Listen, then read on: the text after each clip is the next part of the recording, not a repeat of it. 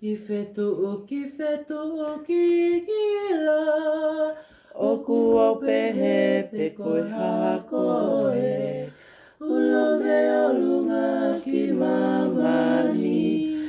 Angea taia moni i he langi. Ki fetu o ki gila. O kua pehe pe koe hakoe. Tau to hiva. Ki fetu o ki gila. O kua pehe pe koe hakoe. Ula me o lunga ki mamani. Angea taia moni i he langi. Ki fetu o ki gila. O kua pehe pe koe hakoe.